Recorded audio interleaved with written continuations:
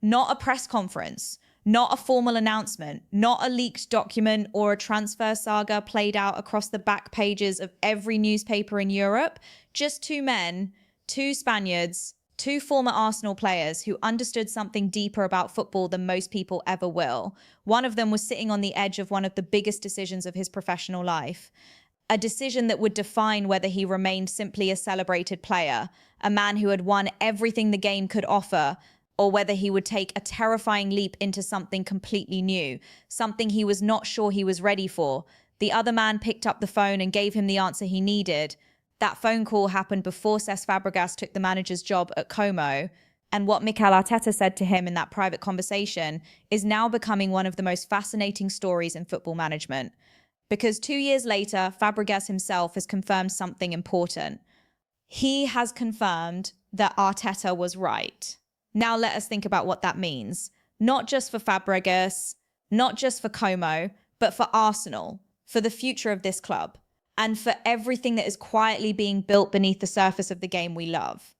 Because when you look at what is happening here, the connections, the conversations, the philosophies being shared between these men, you start to understand something. You start to see a picture that goes far beyond a simple phone call between two old colleagues. Stay with me on this, because this story has layers that most people are not talking about. Here is what was genuinely at risk in that moment. Fabregas had been offered the Como job, a club with ambition, a club with serious financial backing, a club that was asking a man with zero managerial experience to come in and lead them. And Fabregas had a choice to make. He could say no, he could protect his reputation, he could wait for a better moment, a safer moment, a moment when he felt fully prepared. Most people in his position would have done exactly that. Because the risk of failing at your very first management job, especially at a club that has real expectations, is enormous. It can define you. It can end the idea of you as a manager before it even properly begins. But Fabregas did not say no. And the reason he did not say no comes back to that phone call. It comes back to what Arteta told him in that private conversation. The words that Arteta used were not complicated. They were not a tactical masterclass. They were something more important than that. They were honest, they were real, and they were delivered by a man who had lived through exactly the same fear.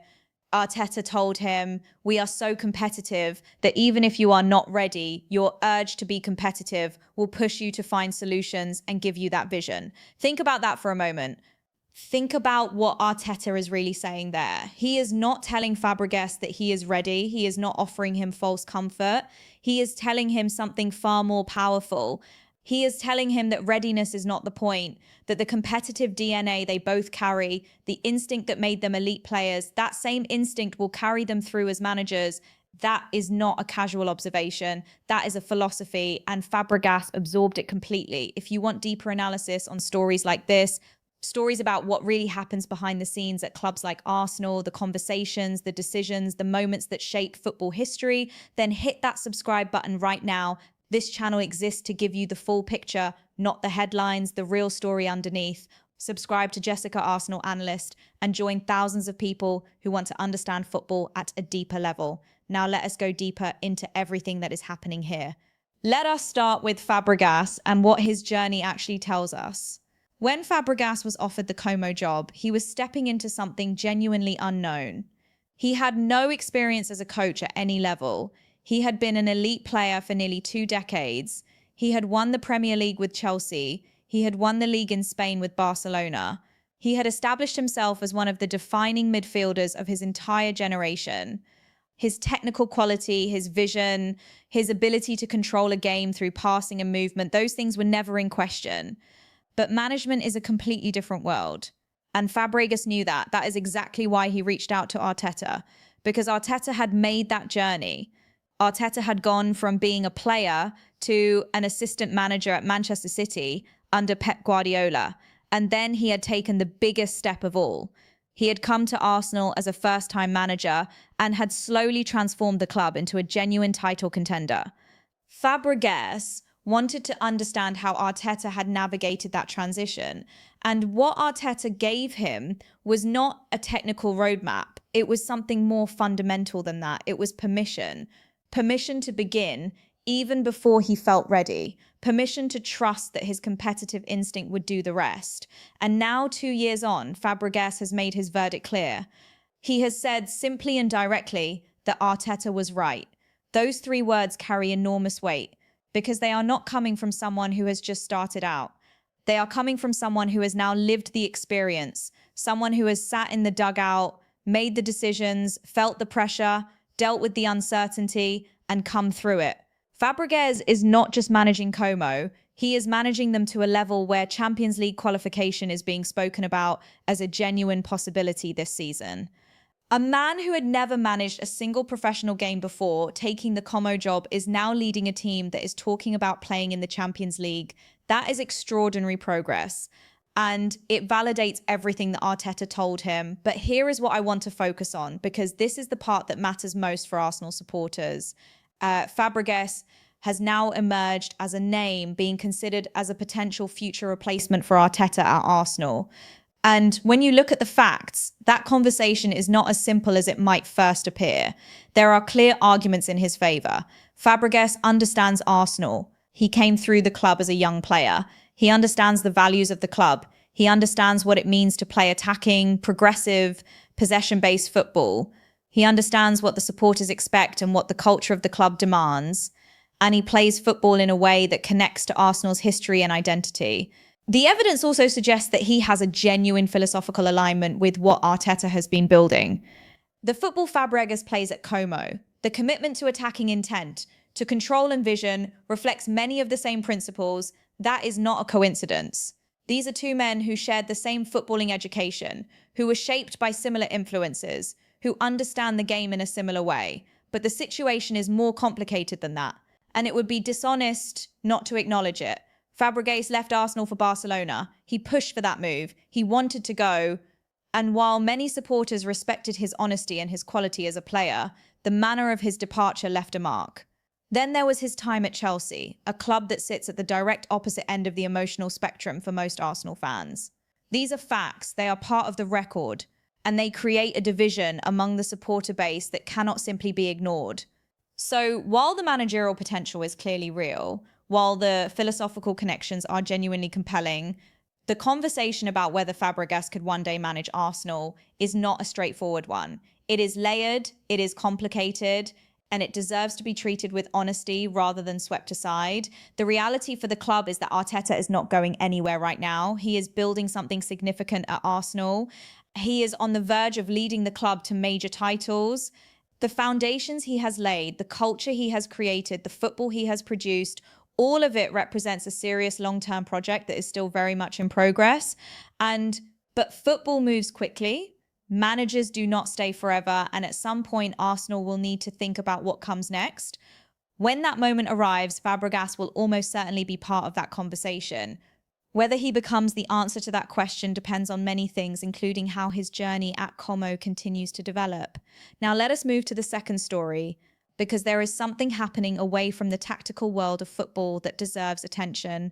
Something that reminds us that behind every player, every manager, every headline, there are human beings living full and meaningful lives. Mesut Ozil has made a major life announcement. The former Arsenal midfielder and his wife Amin have welcomed a 3rd daughter into the world. The baby girl, named Elisa, was born on April 2nd. Amin shared the news on social media, writing a message of deep gratitude for their daughter being born safely. For those who remember Ozil as a player, this moment carries its own kind of significance. The reality for Ozil now is that his life has moved into a completely different chapter.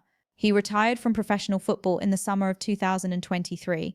He was 37 years old at the time of this announcement, and the man who once dazzled crowds with his vision and creativity on the pitch has clearly found a new focus and a new purpose.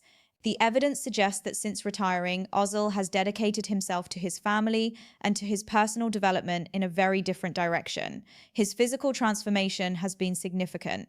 He has committed seriously to bodybuilding, moving away from the slight technical frame that defined him as a midfielder and building a completely new physique. But the heart of this story is not physical transformation. The heart of this story is family. Ozil and Amin already have 2 daughters, Eda and Ella, and now they have welcomed little Elisa. 3 daughters, a complete family picture that Ozil spoke about wanting when he announced his retirement. He made it clear at that time that he was looking forward to spending more time with his wife and children, and the evidence now shows that he has done exactly that. What is also worth noting is the reaction from his former teammates. When the news broke, two former Arsenal players responded publicly.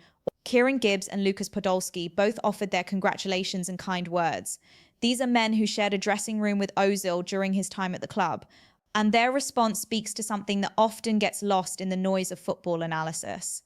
It speaks to the genuine human bonds that are formed between players who go through the experience of representing a club together. These connections do not disappear when careers end. They are real relationships. And when a former colleague shares news as personal and joyful as the birth of a child, those relationships come forward. Now, I want to tie these two stories together because on the surface, they appear completely separate. One is about management and mentorship and the future direction of Arsenal. The other is about a retired player welcoming a new baby. But look more carefully and you start to see something connecting them.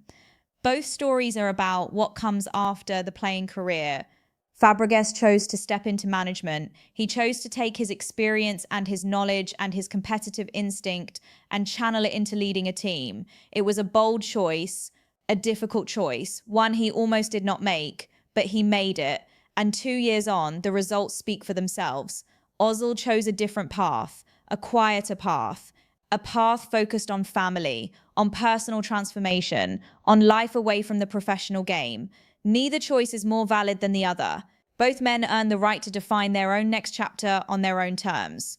But the contrast is striking, and it tells us something important about the different ways that elite footballers process the end of their playing careers. Some are drawn back to the game in a new role. Some find their peace away from it entirely. And both outcomes are completely legitimate. The situation is clear when you look at it through this lens. The game produces extraordinary human beings, people who have competed at the highest level, people who have known glory and pressure and scrutiny and expectation in ways that most of us will never experience. And when their playing careers end, they do not simply disappear. They continue, they evolve, they find new ways to express who they are. Fabregas is doing that through management, through the dugout, through the tactical conversations and the team selections and the pressures of guiding 22 men toward a collective goal. Ozil is doing that through fatherhood, through the quieter, more private joy of watching his daughters grow, through the physical challenge of remaking his body, through the simple and profound act of being present for his family.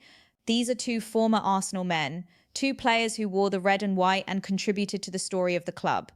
And both of them are now writing new chapters that deserve to be acknowledged and respected. Now let us return one final time to Arteta and to what his role in all of this tells us about the kind of person and manager he is. Arteta did not have to take that phone call from Fabregas. He did not have to offer advice. He did not have to share anything personal about his own experience of making that transition from player to manager.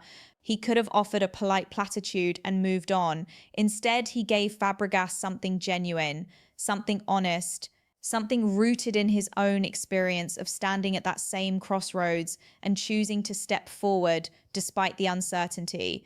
That is not a small thing. That tells us something about Arteta as a man. It tells us that the values he brings to Arsenal, the culture he is trying to build, the emphasis on honesty and competitiveness and collective purpose, those values are not just words on a wall in the training ground. They are the actual values he lives by. Even in a private conversation with a friend and former colleague, the evidence suggests that Arteta is someone who takes his responsibilities seriously. Not just his responsibilities to Arsenal as a football club, but his responsibilities to the wider community of people he is connected to the players he has known, to the colleagues who respect him enough to call him when they are facing a major life decision. And what Fabregas has now confirmed is that those values produce real results, that the advice Arteta gave him, rooted in honesty and competitive philosophy, led directly to a managerial journey that has already exceeded expectations. 2 years ago, Fabregas was uncertain. 2 years later, he is being talked about as a potential future Arsenal manager.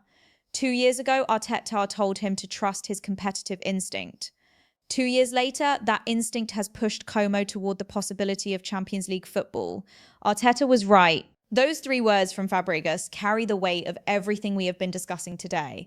They carry the weight of a phone call made in private, of advice given, honestly, of courage rewarded, of philosophy proven correct by results. And for Arsenal supporters watching all of this unfold, there is something genuinely exciting in these stories. Even the quieter one about Ozil and his new daughter, because it reminds us that Arsenal is not just a football club, it is a community. It is a set of connections and relationships and shared experiences that continue long after any individual career comes to an end. The men who played for Arsenal carry something with them, whether they go into management like Arteta and Fabregas, whether they step away from the game entirely like Ozil. That connection to the club, to its values, to its history remains part of who they are. And that is what makes following a club like Arsenal so compelling, not just the results on the pitch, not just the titles and the trophies and the moments of brilliance, but the human story running underneath all of it. The phone calls and the decisions and the new beginnings and the quiet joys of a new life brought into the world. That is what this channel is here to give you. Thank you for watching Jessica Arsenal Analyst. If you found value in today's analysis, if this gave you a perspective you had not considered before, then please subscribe and share this video with any Arsenal supporter who wants to understand the story beneath the story. This is Jessica, and I will see you in the next one.